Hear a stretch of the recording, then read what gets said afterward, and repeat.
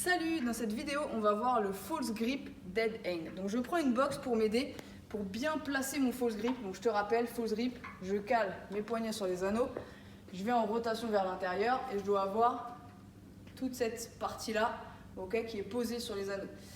Donc c'est plus facile du coup si je les vois plutôt que d'en bas où c'est un peu galère quand on n'a pas l'habitude.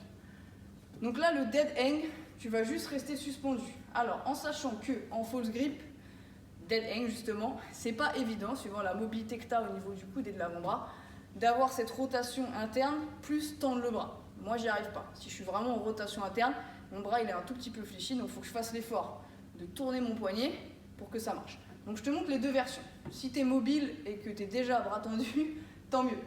Si tu es comme moi, donc la première version, si tu n'as jamais fait cet exercice, que tu aies les bras tendus, au départ on s'en fiche un peu. Donc tu vas te caler en false grip, tu vas te laisser suspendre et tu tiens. Okay.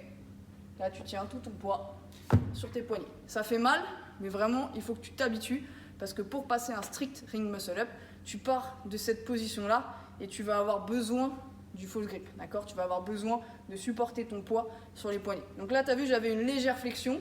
Donc ça peut être ta première étape pour t'habituer. Une fois que tu seras plus à l'aise, on se replace comme ça, ok ? On essaie de ne pas glisser, c'est ça qui est le plus important. Et là, tu vas venir ouvrir, ok ? Et là, je suis bras tendu, ici, ok ? Et forcément, je sens que ça glisse un petit peu plus. Après, c'est de la pratique. Plus tu t'entraînes, plus tu y arriveras.